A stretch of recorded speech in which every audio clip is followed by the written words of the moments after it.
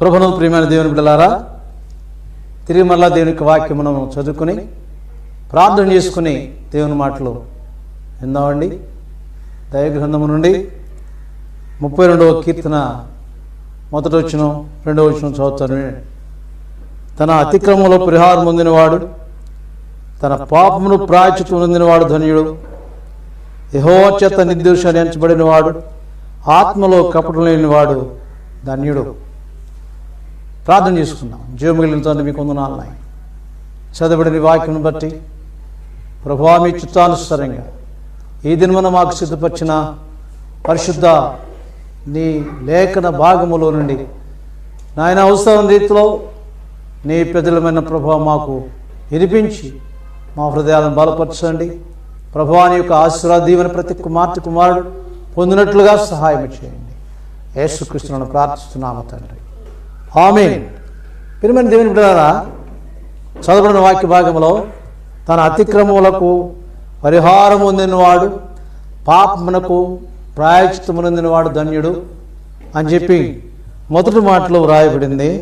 రెండవ మాటలో యెహోవా చేత నిర్దోషాన్ని ఎంచబడిన వాడు, ఆత్మలో కపటం లేనివాడు ధన్యుడు అని చెప్పి రాయబడింది.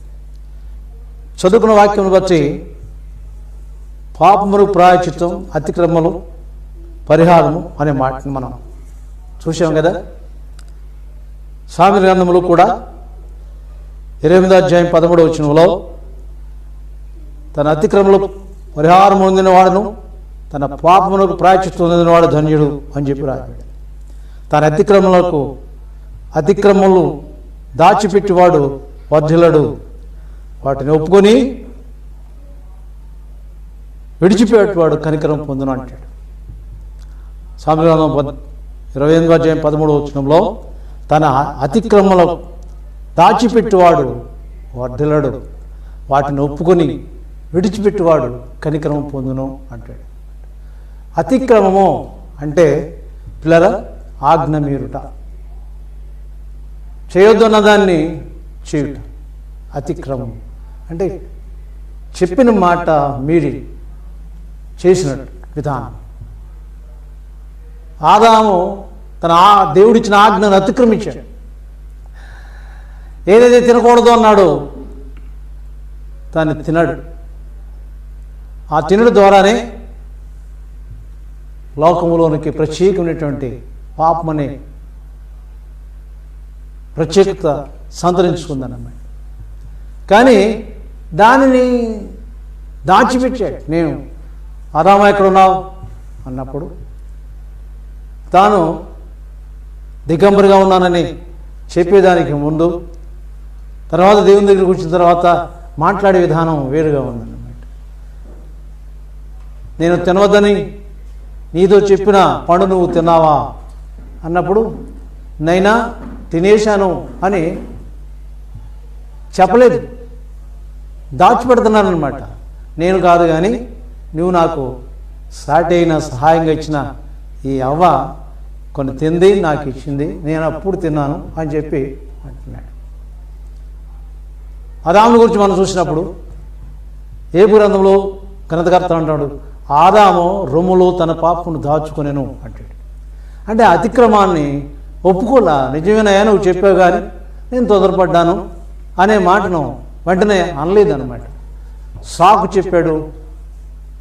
ఆ సాకు చెప్పడం ద్వారా ఆ పాపం పరిహారం కొరకు దేవుడు మళ్ళా తిరిగి లోకానికి రావాల్సి వచ్చిందనమాట. తిరిగి మళ్ళా దేవుని బిడ్డలుగా అవుట్ కొరకు యేసుక్రీస్తుగా ఈ లోకానికి ప్రభువైన దేవుడు రావాల్సి వచ్చిందనమాట.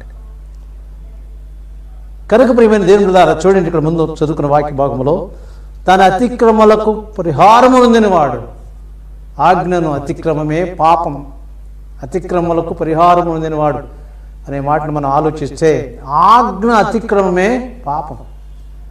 ఏ మాట మనకు చెప్పారో దాన్ని ఖచ్చితంగా విని నడవాలి, కానీ వినకుండా చేసిన దాన్ని అతిక్రమించినట్లు అని దేవుని వాక్యం ఖచ్చితంగా తెలియజేస్తూ ఉంది. పిల్లరా, దేవుని నామను బట్టి ప్రియ దేవుని బిడ్డలారా, వాక్యమును విశ్లేషించి ఆలోచిస్తే ప్రతి కుమారుడు పాపదోషం, అతిక్రమాలు, దాచిపెట్టుకుని జీవిస్తున్నటువంటి కాలంలో మనం ఉన్నాం. కానీ దేవుని వాక్యం చెప్పే సత్యం ఏంటంటే ఒప్పుకోవాలంట. మొదటిది విడిచిపెట్టాలంట. వాటిని ఒప్పుకుని విడిచిపెట్టువాడు కనికరం పొందును అంటే. నేను మీకు వాక్యం చూపించబోతున్నాను. దైవగ్రంథము నుండి 2వ రాజుల గ్రంథము 5వ అధ్యాయము 35వ వచన భాగమును చూసినప్పుడు, అతడు లోపలికి వచ్చినప్పుడు తన యజమానుని వచ్చినప్పుడు, గెహాజీ నువ్వు ఎక్కడ నుండి వచ్చితివి అంటున్నాడు. చూసారా? అతడు లోపలికి వచ్చినప్పుడు అంటే యజమాని దగ్గరికి వచ్చినప్పుడు, ఆ యజమాని అంటే గెహాజీ నువ్వు ఎక్కడి నుండి వచ్చితివి అని అన్నప్పుడు, నీ యొక్క దాసుడనైనా నేను ఎక్కడికి వెళ్ళలేదు అని చెప్పి అంటాడు. వాక్య ప్రకారంగా మనం చూసినప్పుడు నీ దాసుడైన నేను ఎక్కడికి వెళ్ళలేదు అంటాడు. అంటే తన చేసిన అతిక్రమాన్ని ఖచ్చితంగా దాచిపెడుతున్నాడు గెహాజీ. దైవజనుడు దేవునితో సమానమైనటువంటి ఆత్మ కలిగినటువంటి వాడై ఉన్నాడు. రెండంత ఆత్మలు కలిగి నడిపిస్తున్నటువంటి దైవజనుడి దగ్గర ఒక సేవకుడుగా నేనున్నాను. ఆయన చేసే కార్యక్రమాలు ఎన్నో ఉన్నాయి. ఇవన్నీ చూస్తున్న నేను ఒకవేళ నువ్వు ఎక్కడి నుంచి వచ్చావు అని చెప్పి ప్రశ్నిస్తున్నాడంటే ఖచ్చితంగా నేను వెళ్ళిన ఈ యొక్క రహస్యం నా దైవజనుడికి తెలిసినదేమో అని చెప్పి, అయా పొరపాటు అయింది, నేను పలానా స్థలంలోకి వెళ్ళాను ఆయన అని చెప్పి అనలేకపోయాడు. ఏమంటున్నాడు అని చెప్పండి, దాన్ని దాచిపెడుతున్నాడు. తను తాను కాపాడుకోవటానికి నేను ఎక్కడికి వెళ్ళలేదు అంటున్నాడు అనమాట. నేను నీ దాసుడు, నేను ఎక్కడికి వెళ్ళలేదు అంటున్నాడు. కానీ తన యజమానుడు అనగా దేవుని సేవకుడు ఏమని చెప్తున్నాడు అని చెప్పంటే, నీవు ఆ యొక్క వ్యక్తిని నీవు దేనికోసమైతే ఎవరి కోసమైతే వెళ్ళావో అతన్ని కలుసుకోవటానికి నువ్వు వెళ్ళినప్పుడు, ఆ వ్యక్తి అనగా నువ్వు వెళ్ళిన వ్యక్తి రథము దిగి నీ దగ్గరికి వచ్చుతున్నప్పుడు, మీ ఇద్దరు కలుసుకున్నప్పుడు నా ఆత్మని అక్కడే ఉంది అంటాడు. అర్థం ఏంటంటే నేను అక్కడే ఉన్నాను అంటున్నాడు. చూశారండి? ఎవరైనా అంటే ఒక దైవజనుడే చక్కని మాట చెబుతున్నాడు. ఇదిగో అతడు రథము దిగి నిన్ను కలుసుకోవటానికి వచ్చినప్పుడు, నీవు అతన్ని కలుసుకోవటానికి వెళ్ళినప్పుడు, మీ ఇద్దరు సమీపించిన సమయంలో నా ఆత్మ అక్కడే ఉంది, నేను ఖచ్చితంగా నిన్ను చూశాను అంటాడు. ప్రియమైన దేవుని బిడ్డలారా చూడండి, నాయమాను తన సిరియా దేశం నుంచి వచ్చి తనకున్నటువంటి రోగాన్ని పోగొట్టుకోవటానికి వచ్చి దేవుని కార్యక్రమం పొందే అవకాశం అనుగ్రహించబడింది. మొదటగా నాయమాను కూడా అక్కడ ఉన్నటువంటి పని పిల్ల యొక్క మాట విని విశ్వసించుకుని తన పనివాన్ని తీసుకుని బయలుదేరి వెళ్ళాడు. దైవజనుడు దర్శించి మాట్లాడుతున్న సమయంలో, నువ్వు దేనికోసం వచ్చావు? ఫలానా అయితే నువ్వు తిరిగి మళ్ళా యోర్దాను నదికి పో, 7 పర్యాయాలు అందులో మునుగు, నీకున్నటువంటి రోగం ఖచ్చితంగా పోద్ది అని అన్నాడు. అన్నప్పుడు అతడు కొంచెం కోపగించుకొని, సుదూర ప్రాంతం నుంచి నేను వచ్చాను కదా, కనీసం నా శరీరము తడివి ప్రార్థన చేస్తాడేమో అని నేను అనుకున్నాను, పోయి స్నానం చేయమంటున్నాడు. మాకు దేశం ఉన్నటువంటి నదులు కట్టి ఈ యొక్క యోర్దాను నది గొప్పదా ఏంటి అని చెప్పి కోపగించుకుని బయలుదేరి ఎడుచున్న సమయంలో పనివాడు మాట్లాడాడు, నువ్వు అలాగా అనవద్దునైనా, ఒకవేళ దైవజనుడు ఒక గొప్ప కార్యం చేయమంటే ఖచ్చితంగా చేసేవాడివి, కానీ ఆయన చెప్పిన మాట ఏంటంటే స్నానం చేసి శుద్ధుడు కమ్మన్నాడు. ఇందులో పొరపాటు ఏంటి, తప్పు ఏంటి? దయచేసి విను, మాట విని ఒకసారి దేవుని యొక్క మాటకు లోబడు, దైవజనుని మాటకు లోబడు అన్నప్పుడు ఆ యొక్క పనివారి యొక్క మాట విని నయమాను యోర్దాను నదికి పోయి 7 పర్యాయాలు మునిగినప్పుడు పసిపిల్ల దేహం వలె తన శరీరం అయినట్లు కుష్ఠరోగం పోయినట్లుగా దేవుని వాక్యం. అతడు పరిగెత్తుకుని తన రథాన్ని తీసుకుని అలాగే తన పనివారిని తీసుకుని దైవజనుడి దగ్గరికి వచ్చినప్పుడు వచ్చి కృతజ్ఞతాపూర్వకంగా ఆయనకి కొంత ధన సహాయం ఇవ్వాలని చెప్పి కోరి ఇవ్వటానికి సిద్ధపడినప్పుడు దైవజనుడు నాకు అవసరం లేదన్నాడు. అప్పుడు గెహాజీ అక్కడే ఉన్నాడు. పిల్లలు ఇవన్నీ చూస్తున్నటువంటి గెహాజీకి ఆయన సీనారు వస్త్రాలు, వెండి, బంగారం తీసి ఇస్తుంటే అవన్నీ నాకు అవసరం లేదని చెప్పి దైవజనుడు చెప్తుంటే అవి తీసుకుపోయి మళ్ళా తిరిగి పనివారు ఆ దాంట్లో దాస్తుంటే ఇవన్నీ చూసినటువంటి నయమానికి ఖచ్చితంగా గెహాజీకి ఖచ్చితంగా నేను వాటిని స్వీకరించాలి, తీసుకోవాలి, అయ్యో నా యజమానుడు ఎందుకు వాటిని వద్దంటున్నాడు అని చెప్పి ఒక మనసు వెంటనే అతనికి కలిగిందన్నమాట. అంటే అపవాది తన మనసులో ఆ విధమైనటువంటి ఆలోచన కలిగించాడు అన్నమాట. అపవాది తన మనసులో ఆ విధమైనటువంటి ఆలోచన కలిగించాడు దేవుని ఎవరికి అని చెప్పంటే గెహాజీకి అన్నమాట.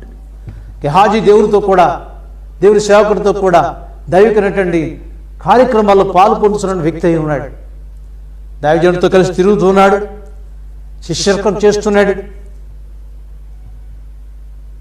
దేవుని చిత్తంలో ఎలీషా తర్వాత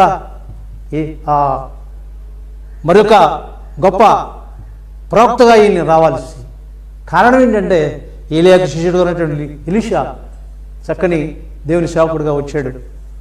ఆ తర్వాత ఈయన కూడా నేర్చుకుంటాడు అక్కడ నుండి. ఆయన కూడా ఒకవేళ ఆశపడితే దేవుని కార్యక్రమాల్లో మేము ముందుకెళ్ళాలని చెప్పి ఆశపడితే దేవుడు ఆ విధంగా తన స్థానాన్ని ఖచ్చితంగా ఇచ్చేవాడేమో. ఏలియా స్థానాన్ని ఖచ్చితంగా ఎలీషాకి ఇవ్వలేదండి. రెండంతల ఆత్మ కావాలని చెప్పి ఏలియాని కోరినప్పుడు అది అసాధ్యమే. కానీ నేను నిలుచున్న సమయంలో ఏదైనా క్రిందకు పడితే నువ్వు కోరింది ఖచ్చితంగా దొరుకుద్ది, వస్తుందని చెప్పి అన్నాడు. అలాగే జరిగింది. ఎలీషా ఆ యొక్క మరి దుప్పటి తీసుకుని బయలుదేరి తన సేవను ప్రారంభించాడు. ఆ ప్రారంభించిన సమయంలో శిష్యుడైన అన్ని కార్యక్రమాలు కూడా చూస్తున్నటువంటి ఆయనకి చూడండి దైవికమైన శక్తి గొప్పదే, ఆత్మీయ కార్యక్రమాలు గొప్పవే అని చెప్పి తను అనుకోకుండా లోకం వైపు చూస్తున్నాడు అన్నమాట.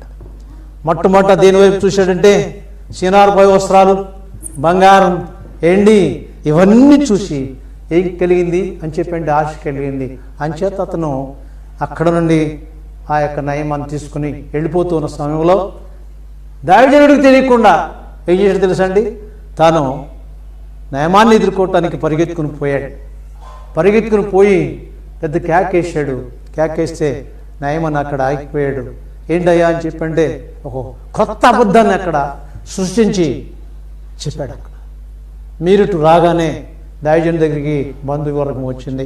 వారికి అవసరమైనటువంటి పనిముట్లు కావాలని చెప్పి దైవజనుడు నన్ను పంపించాడు అని చెప్పి అన్నప్పుడు మీ ఇష్టం ఎంత కావాలి తీసుకోమన్నప్పుడు 400 వెండి, బంగారం, సీనారు పై వస్త్రాలు తీసుకొచ్చాడు అన్నమాట. తీసుకొచ్చి ఏం చేసినా తెలుసా, దాచి ఎక్కడికి వెళ్ళేటప్పుడు మరలా ఖచ్చితంగా ఆయన పని ఏంటి పిల్లలు గమనించండి.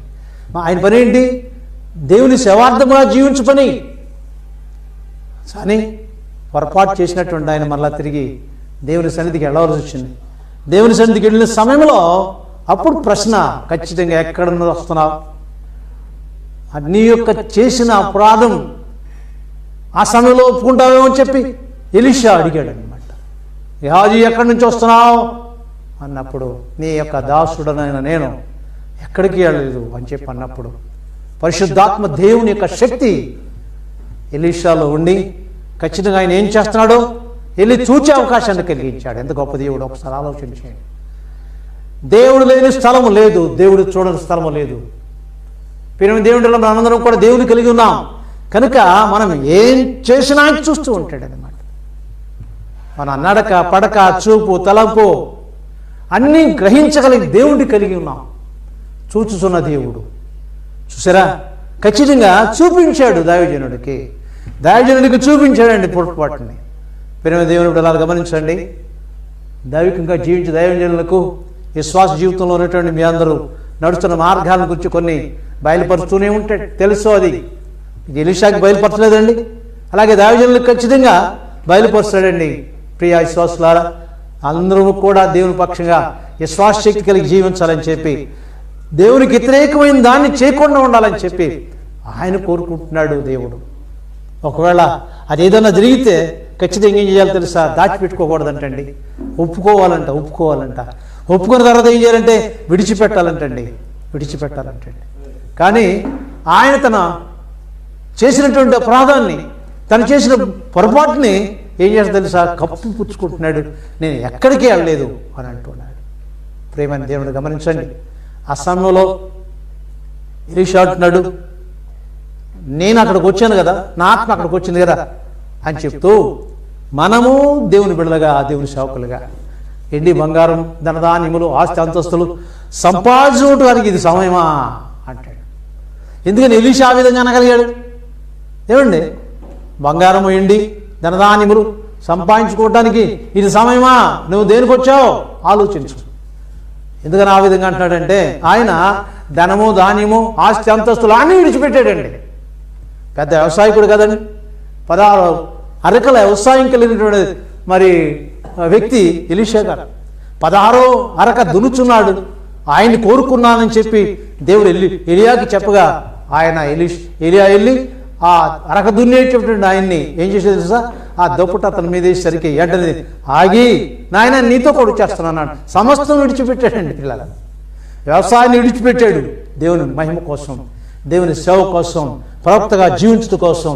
తనకున్న వారిని విడిచి, తన తల్లిదండ్రులని, సమస్తాన్ని విడిచిపెట్టాడు. సేవార్థంలో ముందుకు వచ్చేసాడు అన్నమాట. అందుకే అంటున్నాడు అన్నమాట, అన్నీ విడిచిపెట్టాను దేవుని సేవ నిమిత్తంగా. నువ్వు అన్నీ సంపాదించుకోవటానికి ఇది ఒక సమయమా?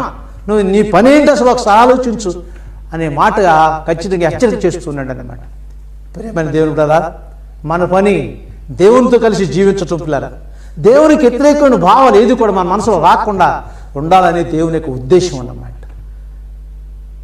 ఒకవేళ ఏదన్నా ఆయనకి వ్యతిరేకమైన కారణం అపరాధం చేసినట్లయితే అది నీకు తెలియజేయబడినప్పుడు, ఖచ్చితంగా ఆత్మ నీతో మాట్లాడినప్పుడు, ఎలాగ మాట్లాడదంటే వాక్యం ద్వారా దేవుడు నీతో మాట్లాడుతూ ఉంటాడు. వాక్యం ద్వారా నీతో మాట్లాడుతుంటాడు. అప్పుడు నీ ఆత్మ నేను గద్దిస్తుంది అనమాట. వాక్యం నీతో మాట్లాడే సమయంలో ఆత్మ నేను గద్దించినప్పుడు ఆత్మ గద్దింపుకు లోబడి నువ్వు చేసిన అపరాధాన్ని విడిచిపెట్టు. దాచిపెట్టద్దు, వర్ధిల్లలేవు. అతిక్రమంలో దాచిపెట్టువాడు వర్ధిల్లడు. వాస్తవ జీవితానికి మనం మన గృహం, మనం మన కుటుంబం, మనం మన బిడ్డలు వర్ధిల్లాలని చెప్పి ఆశ మన జీవితంలో ఉంటుంది. కానీ వాక్యం చెప్పే సత్యం ఏంటంటే, అతిక్రమములు చేస్తూ వాటిని దాచిపెట్టి జీవిస్తూ ఉంటే గృహము దీవించబడదు, వర్ధిల్లదు, కుటుంబాలు వర్ధిల్లవు, అలాగే మనం చేసే పనులు కూడా వర్ధిల్లలేవన్నమాట. కనుక అతిక్రమాలు దాచిపెట్టొద్దు, విడిచిపెట్టండి, కనికరం పొందండి, దేవుని కనికరం. చూడండి, వాక్య ప్రకారంగా ఇక్కడున్న భాగంలో దైవజనుడు మాట్లాడుతున్న సమయంలో పిల్లరా, ఎక్కడికి వెళ్ళలేదు అన్నాడు కదా, నేను నీతో కూడా ఉన్నాను అని చెప్పినప్పుడు ఇంకేమీ మాట్లాడే అవకాశం లేదు. కారణం ఏంటంటే, జరిగిన సంఘటన గుర్తు చేస్తున్నాడు దైవజనుడు. ఎక్కడున్నాడండి? తన ఇంట్లోనే ఉన్నాడు. కానీ గెహాజీతో కూడా వెళ్ళింది దైవజనుని యొక్క ఆత్మ అన్నమాట. నా ఆత్మ నీతో కూడా లేదా అంటాడు. దైవజనుని ఆత్మ గెహాజీ అమ్మటి వెళ్ళింది అన్నమాట. పిల్లలు గమనించండి, గెహాజీ యొక్క జీవిత విధానంలో అయ్యో ఆ ఆత్మ ఎంత బాధపడిందో, దైవజనుని ఆత్మ కుమారుడు నా తర్వాత ఈ యొక్క పనిని చేయవలసినటువంటి వ్యక్తి ఈ విధంగా గాడి తప్పుతున్నాడు, ఈ విధంగా దారి తప్పుతున్నాడని ఒక ఆలోచన కలిగి వెనకమాలే వెళ్ళాడు అనమాట. ఆయన రథం దిగి ఇద్దరు కలుసుకుని మాట్లాడే సమయంలో అంటాడు, ఆయన రథం దిగి నీతో కూడా కలుసుకున్నప్పుడు నా ఆత్మ నీతో కూడా ఉంది, నేను చూశాను అంటాడు. కనుక తనైతే అనగా నయమాన్ సిరియా నుంచి వచ్చి తనకున్న వ్యాధిని యొర్దాను నదిలో పోగొట్టుకున్నాడు. నేను చెప్తున్నాను, జాగ్రత్త విను. యొర్దాను నదిలో తన వ్యాధిని పోగొట్టుకున్న నయమానుకు కలిగిన కష్టం నీకు, నీ కుటుంబానికి, నీ బిడ్డలకు అందరికీ కలుగునుగా కానీ చెప్పి అన్నట్లుగా దేవుని వాక్యం మనం చూస్తున్నాం. అక్కడి నుంచి వెళ్ళిపోయాడు. చూసారా, ఒకవేళ ఒప్పుకుంటే, దాన్ని విడిచిపెడితే దేవుని కనుకరం పొందే అవకాశం ఖచ్చితంగా ఉండేది. కనుక ప్రియమైన దేవుని కుమార్తె కుమారులారా, తన అతిక్రమలకు పరిహారం పొందినవాడు, అని చక్కని మాట అండి. తన అతిక్రమలకు పరిహారం పొందినవాడు, తన పాపమునకు ప్రాయశ్చిత్తము పొందినవాడు ధన్యుడు అంటున్నాడు. ఏమండి, ఇంత ధనము సంపాదించినవాడు ధన్యుడు, కొన్ని కోట్ల ఆస్తి సంపాదించినవాడు ధన్యుడు, 10 ఎకరాల భూమిని కొన్నవాడు ధన్యుడు, 10 కాసులు బంగారం సంపాదించిన వ్యక్తులు ధన్యుడు. ఏ విధంగా చెప్పట్లేదండి, ఏం చెబుతున్నాడు? తన అతిక్రమణ పరిహారం పొందిన వాడును, అలాగే తన పాపములకు ప్రాయశ్చిత్తం పొందినవాడు ధన్యుడు అని చెప్పి ఒక చక్కని మాట సెలవిస్తూ ఉన్నాడు. పిల్లల, ఈ రోజున నీ యొక్క అతిక్రమానికి పాపానికి ప్రాయశ్చిత్తం పొందినవా? వాక్య ప్రకారం మనం చూసినప్పుడు యెహోవా చేత నిర్దోషి అని ఎంచబడిన వాడును, ఆత్మలో కపటం లేనివాడు ధన్యుడు అంటున్నాడు అనమాట. అసలు దేవుడు మనల్ని పిలుచు ఎందుకు తెలుసండి? ఆత్మలో కపటం లేని జీవితం ఉండాలని కోరుకుంటున్నాడు అనమాట. ఆత్మ పరిశోధకుడు యెహోవాయే అని ఉంది వాక్యం. మన ఆత్మ పరిశోధన చేసి పరిశీలన చేసి చూసేవాడు ఎవరంటే దేవుడు. అందుకని ఆత్మలో కపటము లేకుండా జీవించాలని చెప్పే నిన్ను నన్ను మనందరినీ కూడా ఆయన యేసయ్య దగ్గరికి చేర్చాడు అన్నమాట. ఎందుకు అని చెప్పంటే ఆత్మరోగాన్ని గద్దించేది, ఆత్మరోగాన్ని తీసేసేది యేసయ్య మాత్రమే, యేసయ్య మాత్రమే, యేసయ్య మాత్రమే. అందుకని ఆయన దగ్గరికి వచ్చిన మన జీవితాలు ఆయన రక్తపు శక్తి చేత కడగబడ్డాయి, దీవించబడ్డా, ఆదరించబడ్డాం. పాపము నైజం పోయింది, పవిత్రమైన జీవితంలో మనం ముందుకెళ్తున్నాం. ఉన్న ఈ సమయంలో ఒకవేళ దేవుని బిడ్డగా జీవిస్తున్న నీవు ఏదైనా ఒక పొరపాటును మళ్ళీ తిరిగి లోకానుసారంలోకి వెళ్ళిపోతే ఇప్పుడే వెంటనే దాన్ని ఒప్పుకో, వెంటనే విడిచిపెట్టు. దేవుని కనికరం పొందితే అవకాశం దేవుడు నీ పక్షంగా ఖచ్చితంగా అనుగ్రహించి నడిపిస్తూ ఉంటాడు. దేవుని స్తోత్రం కలుగునుగా. కనుక ప్రియమైన దేవుని బిడ్డలారా, ఈ సమయంలో దేవుని మాటలు మనం వింటున్నాం. ఈరోజు మనం నేర్చుకున్న వాక్య భాగంలో మొదటి మాట, అతిక్రమలు పరిహారం పొందినవాడు, పాపమునకు ప్రాయశ్చిత్తం పొందినవాడు ధన్యుడు అని చెప్తున్నాడు. కనుక మన జీవితంలో చేసిన అపరాధాన్ని పాపములు ప్రాయశ్చిత్తం ఉంది దేవుని పక్షంగా జీవిస్తూ ఉన్నాం. ప్రభు మన జీవితంలో కడిగి వేశాడు. ఆయన తన రక్తధారలో మన యొక్క జీవిత విధానాన్ని ఏం చేశాడు? కడిగి ఉతికి ఆయన తెల్లని వస్త్రములుగా మన జీవితాన్ని చేశాడు అన్నమాట. దేవుని స్తోత్రం కలుగునుగా. ఆయన వారు తమ వస్త్రములను ఉతుక్కున్న వారై ఉన్నారు అన్నది వాక్యం. యేసు రక్తములో కడగబడిన జీవితం అంది. ఈ జీవితంలో మనం ముందుకెడుచున్నప్పుడు ఏదైనా అపరాధం పాపం దొరలుంటే దాన్ని విడిచిపెట్టండి, దేవుని కనికరం పొందండి. రెండో మాటగా యెహోవా చేత నిర్దోషి అని ఎంచబడిన వాడు, ఆత్మలో కపటం లేనివాడు ధన్యుడు అని చెప్పి చివరిగా మనం నేర్చుకున్న వాక్య భాగంలో చూస్తున్నాం.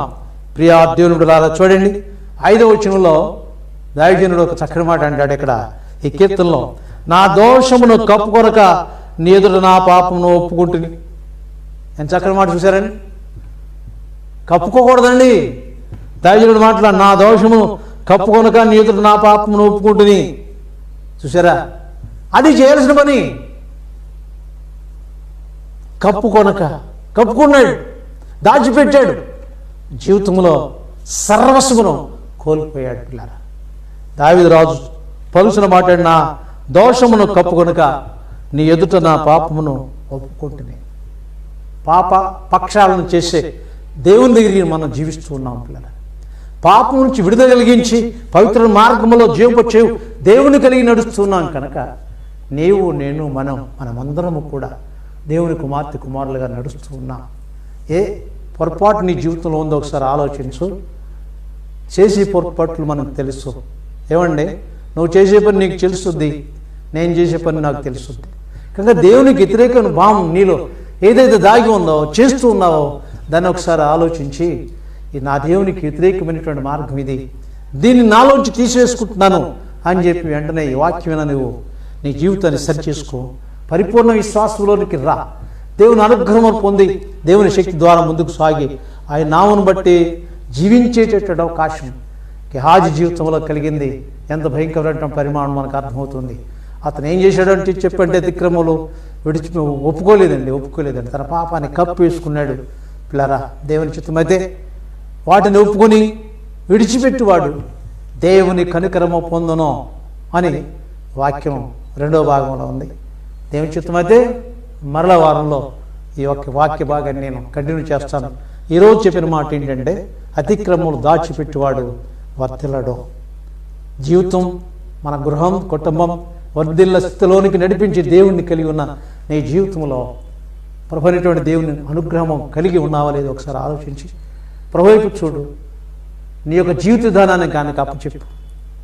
సమస్త విషయాల్లో ఆయనే మన యొక్క జీవిత విధానం అని చెప్పి నడుస్తున్నప్పుడు మన నడవడంతా కూడా దేవునికి వ్యతిరేకంగా లేకుండా ఉండాలని చెప్పి ఆయన కోరుకుంటున్నాడు. పిల్లలు ఖచ్చితంగా మన యొక్క జీవితంలో ఆయన కోరుకునేది ఏంటంటే మన ఆస్తి అంతస్తులు ఆయన కోరుకుంటలేదు, బలులు ఆయన కోరుకుంటలేదు, కానీ హృదయాన్ని మాత్రమే కోరుకుంటున్నాడు.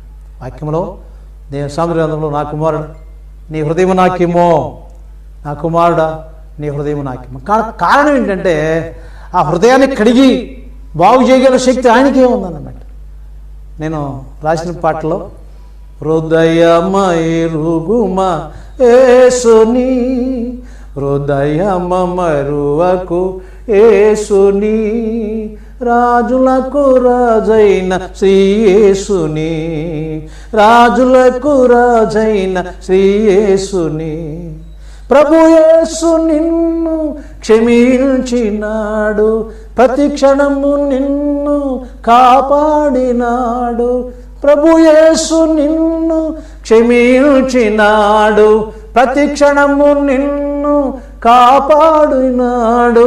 పరలోక రాజ్యమును నీకిచ్చినాడు, పరలోక రాజ్యమును నీకిచ్చినాడు. హృదయమరుగుమ యేసుని, హృదయమ మరువకు యేసుని, రాజులకు రాజైన శ్రీ యేసుని, రాజులకు రాజైన శ్రీ యేసుని. పవిత్ర దేవుడు తన చిత్తమును బట్టి మనల్ని క్షమించి ఆయన బిడ్డగా చేసుకుని నడిపిస్తూ ఉన్నాడు. మన హృదయాన్ని దాచి కాపాడ సమర్థ కలిగిన వాడు ఆయన. ఈ హృదయాన్ని ఆయనకు అప్పకి చెప్పాలి. ఎందుకంటే నీ హృదయం నాకేమో అంటున్నాడు, బాగు చేసి మరలా నీకు ఇస్తాడనమాట. బాగుపడిన హృదయం కలిగిన వారంగా ఈ లోకంలో జీవిస్తూ ఆయన ఆశీస్సులు పొందుతూ ఉందాం. దేవుడి మాటలు దీవించునగాక. ప్రార్థన చేసుకుందాం. ప్రియా దేవుని బిడ్డలారా, దేవుని వైపు చూడండి, పరలోక దేవుని యొక్క మహిమను చూడండి, ఒకసారి ప్రభువు చూడండి, కళ్ళు మూసుకునండి. నేను ప్రార్థన చేయబోతున్నాను. ఎంతమంది ఈ మాటలు వింటున్నారో వారందరి విషయంలో ప్రార్థన చేయబోతున్నాను. జీవాధిపతి మీకు వందనాలు నాయన, ఘనమని నామను బట్టి ఈ సమయంలో నీ మాటలు మేము విన్నాం తండ్రి. తన అతిక్రమములకు పరిహారం పొందినవాడు, తన పాపను ప్రాయశ్చిత్తం పొందినవాడు ధన్యుడు అని చెప్పిన మాటను, అలాగే అతిక్రమలు దాచిపెట్టివాడు వర్ధిల్లుడు అని సామెతలో ఉన్న మాటను కూడా మేము తీసుకున్నాం, విన్నాం. వాటిని ఒప్పుకుని విడిచిపెట్టివాడు కనికరం పొందును కనుక నీ బిడ్డలు అయిన మేమందరము కూడా మా జీవితాల్లో ఉన్నటువంటి పాప నైజాన్ని విడిచిపెట్టి నీతో కూడా కలిసి జీవించేటటువంటి అవకాశం కలిగించి నీ ప్రేమకై ఉందాన్ని తీరుస్తున్నాం నాయన. మేము నీ బిడ్డలు నీ కుమార్తె కుమారులు అయినాం కనుక నీ బిడ్డలో ఏదనేటంటే నీకు ఇతరుల భావాలంటే వాటిని తీసివేసి కడిగివేసి పరిపూర్ణత కలిగించి ప్రతి కుమార్తె కుమారుని మీరు ఆదరించండి, దీవించండి. బిడ్డల గృహాల విషయంలో, బిడ్డల కుటుంబాల విషయంలో తండ్రి మేము ప్రార్థిస్తున్నాం. మీ సహాయం వారికి తోడుగా ఉంచండి. అవసరాలు తీర్చండి, ఆ అవసరములు తీర్చు మార్గములు మీరు తెరవండి నాయన, మార్గములు తెరవండి నాయన. మాకు సహాయం నువ్వే విన్నావు తండ్రి. మనుషుల సహాయం వ్యర్థం నాయన, నీ వాక్యం సెలవిస్తుంది ప్రభువా. కనుక తండ్రి నీ సహాయం గొప్పది ప్రభువా. కనుక ఏ బిడ్డ ఏ అవసరతలో నిండి ఉన్నారు వారి అవసరాలు తీర్చు మార్గం మీరు తెచ్చి సహాయపడండి నాయన. ఈ సమయంలో శారీరక బలహీన మీరు ముట్టి రక్తములు కడిగి సంపూర్ణమైన ఆరోగ్యములు బిడ్డలకు దాయిచేయనైనా ఈ సమయంలో గర్భం లేని బిడ్డల విషయంలో ప్రత్యేకంగా ప్రార్థిస్తున్నాం తండ్రి. నీ కార్యం వారి పక్షంగా నెరవేర్చండి. ఎంతోమంది మా ప్రియ బిడ్డలు గర్భఫలం పొందిన వారు సుఖమైన కానుక కొరకు ప్రార్థిస్తున్నాం. నీ సహాయం బిడ్డలకు అనుగ్రహించమని కోరుకుంటున్నాము తండ్రి. నీ కొందనాలు నాయన. నీ బిడ్డలు చేసిన పనులు మీరు తోడుగా ఉండండి. ఉద్యోగం లేక ఉన్నటువంటి బిడ్డలకు తండ్రి ఉద్యోగములకు పనులు సమకూర్చి సహాయపడమని కోరుకుంటున్నాం తండ్రి. వ్యాపార కొనుగోలు బిడ్డలకు వ్యాపారములు మరలా సిద్ధపరిచి సహాయపడమని కోరుకుంటున్నాం తండ్రి. నాయన ప్రతి బిడ్డ చేసిన ప్రతి పనికి నాయన నీ కాపుదల కృప ఆదరణ లేకపోతే నాయన అయా ముందుకు సాగలేము తండ్రి. మా పిరిబిడ్డలకు ఉన్నటువంటి ప్రతి పనికి నీ సహాయం తోడుగా ఉంచండి. కొంతమంది బిడ్డలు ప్రభావ పౌడర్ బిడ్డలు ఉన్నారు. అలాగే తండ్రి నాయన వాహనాలు కలిగి లారీలు కలిగిన బిడ్డలు వారి ప్రయాణాల్లో వారి పనుల్లో నాయన మీరు తోడుగా ఉండి సహాయం చేయండి. కొంతమంది బిడ్డలు వ్యవసాయం కలిగి ఉన్నారు నాయన, వారి వ్యవసాయ పనులకు మీ సహాయం తోడుగా ఉంచండి నాయన. కొంతమంది బిడ్డలు ఉద్యోగం కలిగి ఉన్నారు తండ్రి, వారి ఉద్యోగ సమయంలో మీకు సహాయం తోడుగా ఉంచండి. అనేక మంది బిడ్డలు ప్రభు వ్యాపారంలో ఉన్నారు తండ్రి, వారి వ్యాపారంలో అవసరమైన మార్గం తెరిచి సహాయపడవలసిందిగా కూడా ప్రార్థిస్తున్నాం తండ్రి. అలాగే శారీరక కష్టం చేస్తున్న బిడ్డలు ఉన్నారు తండ్రి, వారి కొరకు కూడా ప్రత్యేకంగా ప్రార్థిస్తున్నాం. కుటుంబాలు మీరు ఆదరించి సహాయం చేయి. ఈ సమయంలో ప్రభువ ఇదిగో తండ్రి ఈ వాక్యం వినిచిన ప్రతి కుమార్తె కుమారుడిని మీ పరిశుద్ధమైన హస్తములకు అప్పగిస్తూ ప్రార్థన చేస్తుండగా నీ కృపా దీవెన ఆదరణ ఆశీర్వాదాలు బిడ్డలు తోడుగా ఉంచండి. యేసుక్రీస్తును ప్రార్థించి వేడుకొనుచున్నాము తండ్రి, ఆమేన్. మన ప్రభువైన యేసుక్రీస్తు కృప తండ్రి అయిన దేవుని ప్రేమ, పరిశుద్ధాత్మ దేవుని అని సాహసం మనకని ప్రభును ప్రేమించు ప్రతి కుమార్తె కుమారుడికి సదా తోడేవుని నడిపించునుగాక. ఆమేన్, ఆమేన్, ఆమేన్.